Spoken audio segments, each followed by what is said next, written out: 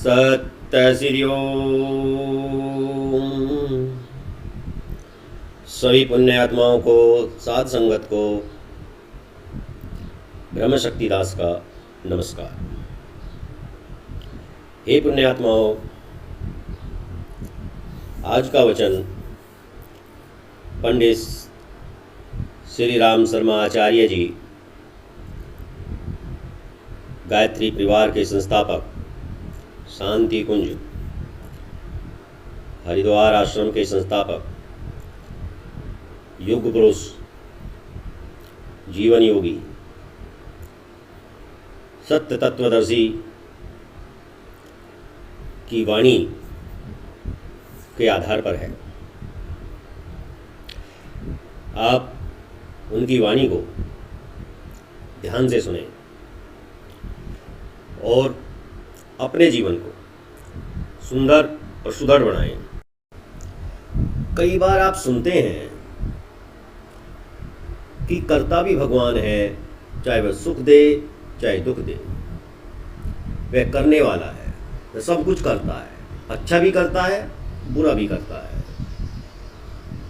लेकिन आप इस पर चिंतन कीजिए, मनन कीजिए, भगवान कैसे करता है। एक बलात्कारी किसी बच्ची के साथ बलात्कार करता है, एक चोर, एक डकैत किसी का धन चुराता है, एक बलशाली व्यक्ति किसी पर अत्याचार करता है। तो यह मान लिया जाए कि यह सब भगवान ने किया है या अथवा भगवान ने करवाया है। भगवान करने वाले कैसे हो सकते हैं? ये कैसा ज्ञान है? ये कैसी मूर्खताई है? अपने आप को बचाने के लिए कैसे कैसे दृष्टांत स्थापित कर दिए हैं, कैसी कैसी बातें बनाते हैं। कैसा पाखंड है। परमात्मा अत्याचारी है, परमात्मा बलात्कारी है, परमात्मा हिंसक है। आपकी नजरों में परमात्मा का क्या यही गुण है? क्या यही स्वभाव है कि परमात्मा सब कुछ करते हैं? नहीं, परमात्मा बुरा बिल्कुल नहीं करते। परमात्मा की डिक्शनरी में बिल्कुल भी निर्दयता नहीं है। वह दयावान है, वह पुण्यवान है, वह ममतावान है, वो अहिंसक है। तो फिर कैसे ये सब कार्य कर सकते हैं? परमात्मा अच्छा करते हैं। तुम अपनी मनोवृत्तियों के कारण यह सब कर रहे हो, इसका दंड तुम्हें अवश्य मिलेगा। तुम बच नहीं सकते। ईश्वर के ऊपर डाल करके अपने आप को नहीं बचा सकते। तुम नहीं बच सकते। परमात्मा आपकी मनोकामना पूर्ण नहीं करते। परमात्मा आपकी मनोकामनाओं को रोकते भी नहीं। ना परमात्मा आपके कार्य सिद्ध होने को रोकते हैं, ना परमात्मा आपके कार्य को सिद्ध कराते हैं। तुम स्वयं ही सिद्धिदाता हो। तुम स्वयं ही अपने कार्य को सिद्ध करने वाले हो, अपनी मनोकामनाओं को पूर्ण करने वाले हो। तुम कर्मवान बनो, तुम योगीवान बनो, योग को धारण करो, तो तुम स्वतः ही अपने कार्य में, अपने कर्म को सिद्धि प्राप्त कर सकते हो। हे पुण्यात्माओं, योग में कहीं भी गुंजाइश नहीं है कि भगवान को मनुष्यों की मनोकामना पूरी करनी चाहिए, वरन उसमें यह है कि मनुष्य को भगवान की कामना पूरी करनी चाहिए। इसी का नाम योग है। जब हम अपनी वृत्तियों को भगवान के साथ मिला देते हैं तो क्या करना होता है? हमको भगवान की मर्जी के मुताबिक चलना होता है। तो उसी दिन आपको सुख तो नहीं, संतोष मिल सकता है। किसी आदमी की बाबत सुख के बारे में हम कोई गारंटी नहीं कर सकते। वास्तव में इस दुनिया में सुख है ही नहीं, तो फिर आपको सुख कहां से मिलेगा? मैंने एक दिन आपको बताया था कि इंतजार करने में जो खुजली सी मचती है, बस उसी का नाम सुख है। जिस समय वे चीजें मिल जाती हैं, उस समय जिम्मेदारी लेकर आदमी के कंधे पर आ जाती है और आदमी के प्राण निकाल लेती है। पैसा जब तक आपके पास नहीं है उस वक्त तक पैसा आपको बहुत अच्छा लगता है, लेकिन जब आपको पैसा मिलेगा तब आपको मुसीबत आ जाएगी, आपके प्राण निकलने लगेंगे, डाकुओं की अलग से चिट्ठी आ जाएगी, आपका साला मुकदमेबाजी अलग से करेगा, बहनोई अलग से मांगेगा, जमाई अलग से मांगेगा, इनकम टैक्स वाला अलग मांगेगा। मांगने वाले इतने सारे आदमी आ जाएंगे, आपके प्राण ले जाएंगे, खून पी जाएंगे, आपको दुनिया में जिंदा रहना मुश्किल कर देंगे। पुण्यात्माओं, आप क्या समझते हैं कि पैसा मिल जाएगा तो हम सुखी रह सकते हैं?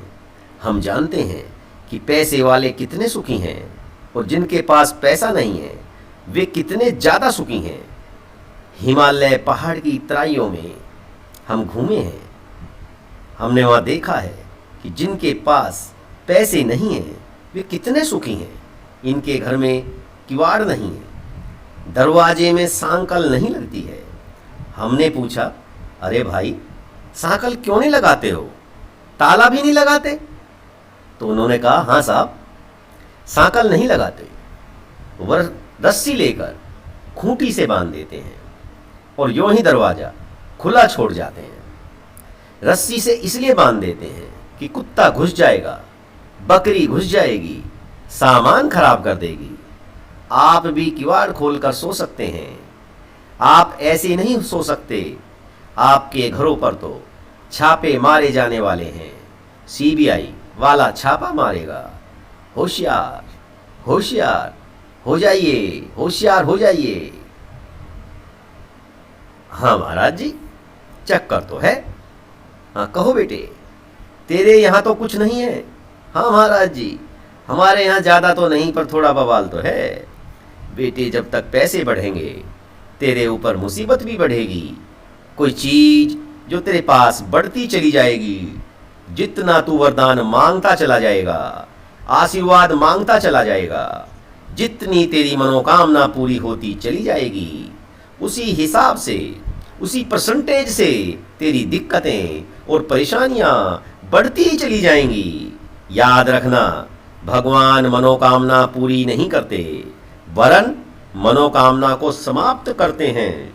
आदमी के अंदर नई वृत्ति पैदा करते हैं कि वे अपने आप को भगवान को सौंप दे।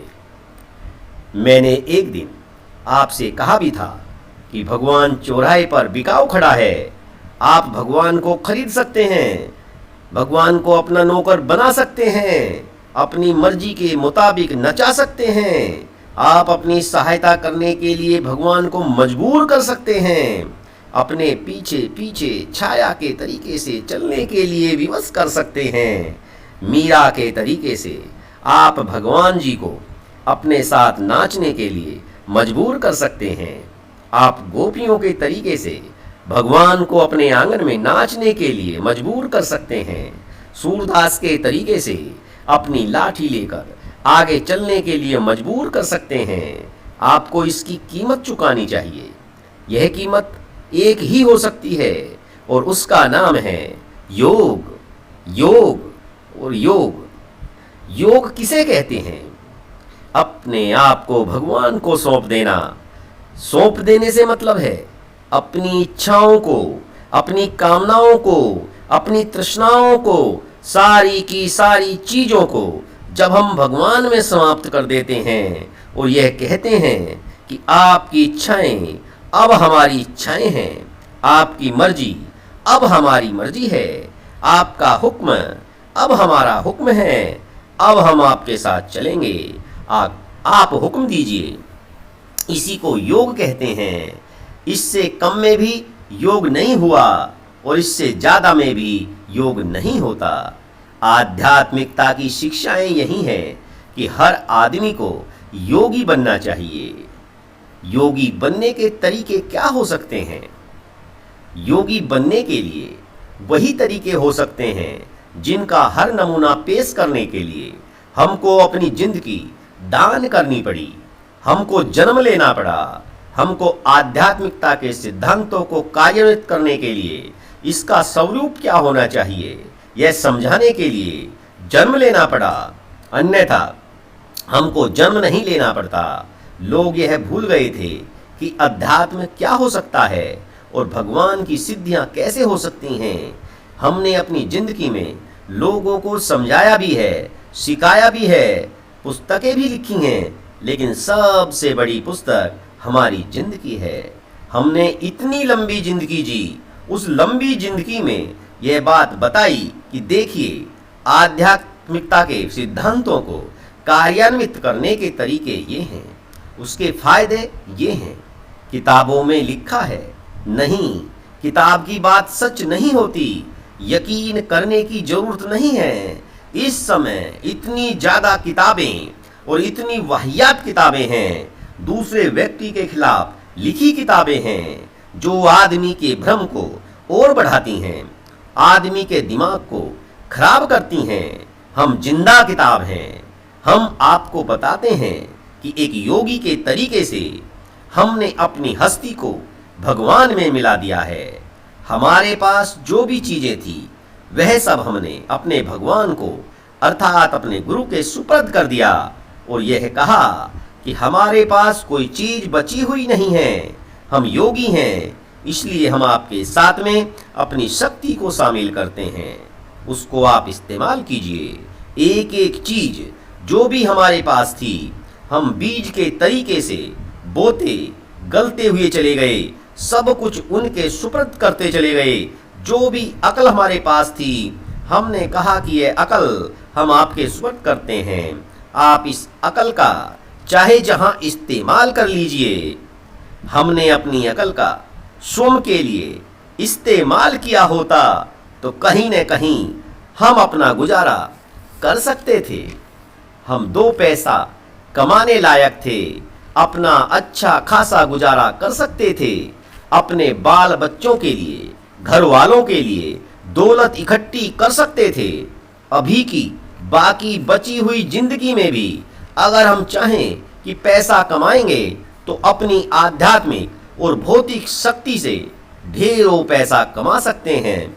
सवेरे हम 3 घंटे काम करते हैं। हम कलम लेकर बैठ जाएं तो यह देखते हैं कि बाजारों कीमत के हिसाब से इसकी कितनी कीमत होती है। हम 3 घंटे लिखते हैं तो 50 रुपए का हमारा लेवर हो जाता है। 3 घंटे की मार्केट वैल्यू 50 रुपए है। सवेरे 3 घंटे हम लेखन का कार्य करते हैं। दूसरे भी काम कर सकते हैं। जैसे कि हमारे गायत्री तपोभूमि में एक बंगाली रहता था। बाद में यहाँ से गुजरात में बड़ौदा के पास एक गांव में रहने लगा। वहाँ 24 लाख का अनुष्ठान करने लगा। वहाँ एक आदमी आया, उससे उसने कहा कि मैं जबान से कह दूंगा तो तुम्हें फायदा हो जाएगा। फायदा हो जाएगा तो ऐसा करो, एक नमूना बता दो कि हमारे धंधे में कितना फायदा हो जाएगा। उसने कहा कि सट्टे में इतना फायदा हो जाएगा। उन्होंने कहा, ब्रह्मचारी जी, हम और आप एक ऐसी फर्म खोल दें कि जिसमें जो कुछ फायदा होगा उसमें आधा हमारा आधा आपका पैसा हम लगा देते हैं। बात आप बता दिया कीजिए, इससे हमारा भी फायदा हो जाएगा और आपका भी फायदा हो जाएगा। बात मान ली तो दोनों में एग्रीमेंट हो गया। ब्रह्मचारी जो था, थोड़े दिन पीछे कोई बात बता देता, उसकी बात सही हो जाती, फायदा हो जाता। फायदा होते होते ब्रह्मचारी जी को खूब पैसे मिलने लगे। पहले वह 100 रुपया भेजता था, पीछे 250 भेजने लगा, फिर 500 भेजने लगा। ब्रह्मचारी भांग पीने लगा, मोटा हो गया। जो कुछ वह पूछता ब्रह्मचारी बताता रहा। एक बार जाने क्या बता दिया कि सब कुछ उल्टा पुल्टा हो गया। जो कुछ उसने कमाया था सब चला गया। अब तो उसने ब्रह्मचारी से कहा कि मेरा घाटा ठीक करा, नहीं तो मैं तुझे मार डालूंगा। तूने मेरा इतना घाटा करा दिया। चल, गुरुजी के पास चलता हूँ। बस वह मेरे पास आ गया। महाराज जी, ऐसे ऐसे किस्सा हैं। दोनों का मुकदमा सुना, दोनों खूब रोए। अच्छा, ठीक करा दूंगा, लेकिन आइंदा तूने फिर से यह धंधा किया तो मुझसे बुरा कोई नहीं होगा। दोनों का मामला तय करा दिया। अगर मैं यही काम करने लगूं, धंधा करने लगूं, तो बहुत कमा सकता हूं। कैसे कमा सकता हूं? एक एक आदमी से कहूं कि मैं बच्चा पैदा करा दूंगा, निकाल 25-25 हजार रुपये, 25,000 का बेटा बेचना शुरू करूं और महीने भर में 5 बेटे बेच दिया करूं तो 1.25 लाख की आमदनी हो जाएगी। मैं बहुत कमा सकता हूं। मैंने अपनी अकल को बेच दिया है, सब कुछ बिका हुआ है।